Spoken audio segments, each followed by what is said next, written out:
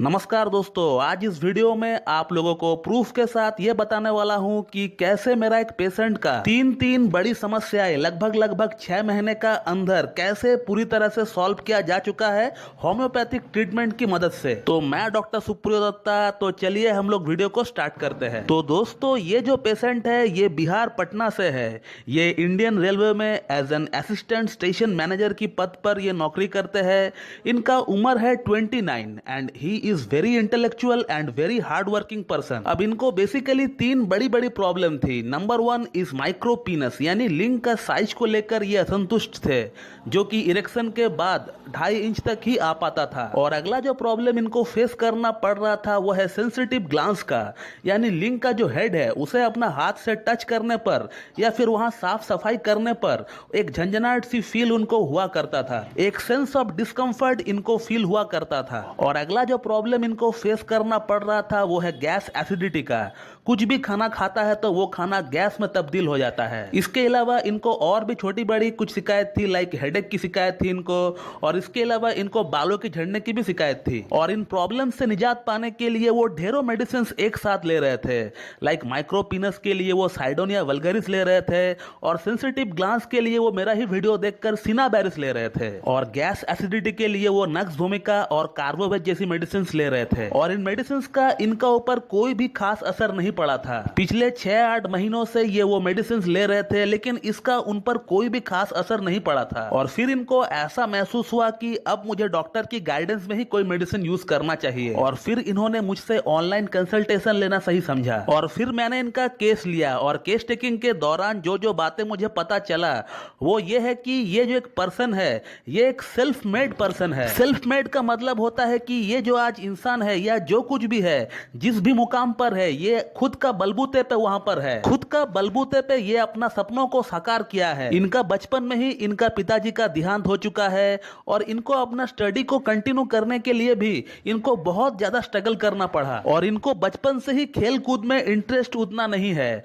और ये एक बहुत ही हार्ड वर्किंग पर्सन है। और हार्ड वर्किंग पर्सन के साथ साथ ये एक बहुत ही इंटेलिजेंट पर्सन है। ये एक बहुत ही क्लोज फिस्टेड इंसान है, यानी पैसे का अहमियत इनके लिए बहुत ज्यादा है। ये फिजूल का पैसा कभी भी बर्बाद नहीं करता है, और समय का अहमियत भी इनके लिए बहुत ज्यादा है। ये ड्यूटी से वापस आकर भी अपना एक साइड बिजनेस चलाता है। और ये बहुत ही सेंटिमेंटल इंसान है, छोटी सी बात इनको हर्ट कर देती है। ये किसी को भी जल्दी से सॉरी नहीं बोल पाता है, चाहे गलती इनका खुद का ही क्यों ना हो। सॉरी बोलना इनके लिए एक बहुत बड़ा टास्क है। ये अकेला कहीं पर भी 1 मिनट के लिए रह नहीं सकता है। इनको हमेशा कोई ना कोई कंपनी देने वाला चाहिए, और ये कंपनी देने वाला अगर इनका कोई कलीग हो, इनका कोई ऑफिस स्टाफ हो, तो इनको बहुत ज्यादा अच्छा लगता है। और इसके अलावा इनको गैस की प्रॉब्लम बहुत ज्यादा होती है, लेकिन ये प्रॉब्लम जो है ये शाम 6 बजे की बाद से स्टार्ट होता है। और खाने पीने की बातों में ये बहुत ज्यादा शौकीन नहीं है, कुछ भी इनको मिल जाए उससे उनका काम बन जाता है। लेकिन वो खाना गर्म होना चाहिए, ठंडा खाना इनको बिल्कुल भी बर्दाश्त नहीं होता है। और खाना खाने का बाद इनको थोड़ा सा कुछ मीठा खाने को मन करता है, और अगर घर में स्वीट नहीं है तो भी 3-4 दाने का शक्कर से भी इनका काम बन सकता है, लेकिन इनको खाने का बाद थोड़ा सा स्वीट बिल्कुल चाहिए। और इसके अलावा इनमें एक PQRS भी है, और वो PQRS ये है कि जब भी ये टेंशन में रहते हैं तो फिर इनका भूख बढ़ जाता है। वैसे तो इनका एपिटाइट बहुत ही लो है, बहुत ही कम भूख लगता है इनको, लेकिन जब भी ये टेंशन में होते हैं तो फिर इनका भूख जो है वो बढ़ जाता है। और इन्हीं सिम्टम्स को हम लोगों ने रेपर्टाइज करके इनके लिए लाइकोपोडियम को हम लोगों ने सेलेक्ट किया। लाइकोपोडियम एक बहुत बड़ी पॉलीक्रस्ट रेमेडी है, और लाइकोपोडियम एक सोरोसाइकोटिक माइस्मेटिक ड्रग है।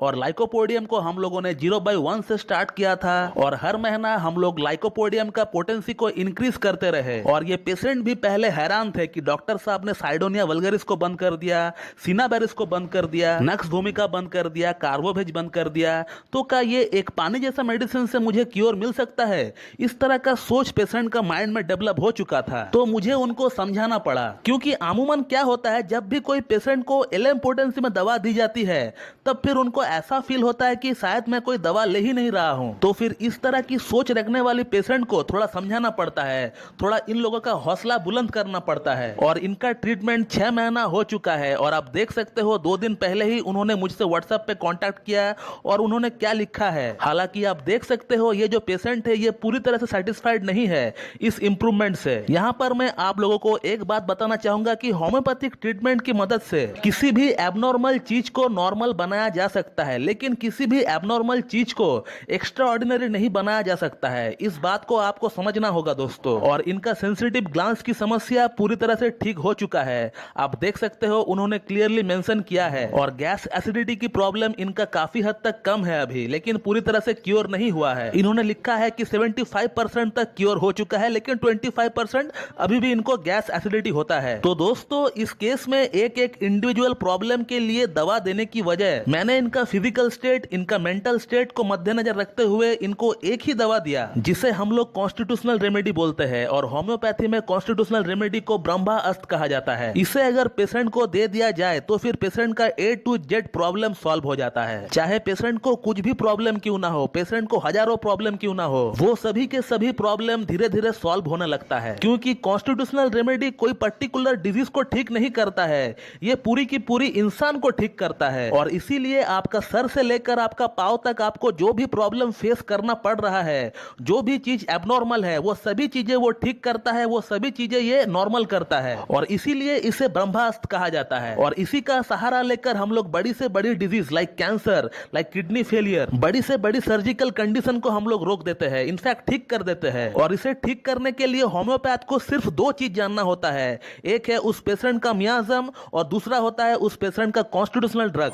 पूरी की पूरी दुनिया साइडोनिया वल्गरिस के पीछे पागल है और आप भी इसी का पीछे भागते हो। लेकिन मैंने शुरू से एक बात कहा था कि साइडोनिया वल्गरिस तभी काम कर पाएगी जब आप साइडोनिया वल्गरिस को यूज करते हो अपना कॉन्स्टिट्यूशनल ड्रग के साथ। Constitutional drug is the main drug, Cydonia vulgaris main drug नहीं है, वो सिर्फ एक जनरल मेडिसिन है। जो कि इस केस में आप देख सकते हो कि साइडोनिया वल्गरिस को मैंने बिल्कुल भी यूज नहीं किया है इस केस में, बट फिर भी हमें बहुत अच्छा रिजल्ट देखने को मिला है। तो आप कोई भी मेडिसिन ऐसा यूट्यूब पर देखकर आप ना ले।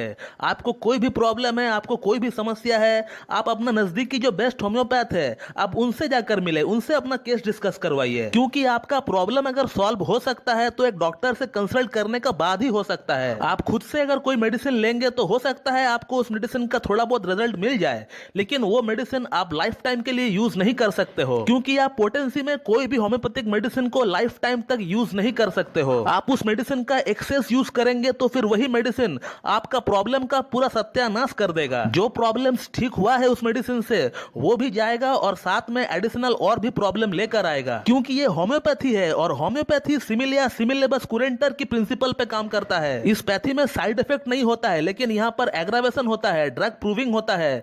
ये जो 2 चीज है ये बहुत ही खतरनाक होता है, एलोपैथिक साइड इफेक्ट से भी बुरा होता है। तो आपको कोई भी प्रॉब्लम क्यों ना है दोस्तों, आप किसी एक अच्छी डॉक्टर के गाइडेंस में ही कोई मेडिसिन ले। तो दोस्तों इस वीडियो में आप लोगों ने ये देखा कि कैसे मेरा एक पेशेंट का माइक्रोपीनस, सेंसिटिव ग्लैंड्स और गैस एसिडिटी की प्रॉब्लम को लगभग 6 महीने का अंदर पूरी तरह से ठीक किया जा चुका है। ऐसा बहुत लोग हैं जो सोचते हैं कि होम्योपैथी बेकार है, होम्योपैथी काम नहीं करता है, ये स्लो वर्क करता है। तो मेरे ख्याल से उन लोगों को ये वीडियो एक बार बिल्कुल देखना चाहिए। और जो लोग इस वीडियो को देख रहे हैं, मेरा उन लोगों से भी गुजारिश है कि आप लोग इस वीडियो को शेयर करें ताकि उन लोगों तक ये वीडियो पहुंच सके। तो दोस्तों मैं इस वीडियो को यहीं पे एंड करता हूं और मैं उम्मीद करता हूं कि आप लोगों को मेरा ये वीडियो पसंद आएगी और ये मेरा वीडियो जो है आप लोगों के लिए लाभकारी साबित होगी। और अगर आप लोगों को ये वीडियो अच्छी लगती है तो एक लाइक जरूर कर दीजिएगा और साथ ही साथ मेरे चैनल को सब्सक्राइब कर दीजिएगा और बेल आइकन को दबाना बिल्कुल भी ना भूलें दोस्तों। So thank you very much and have a good day.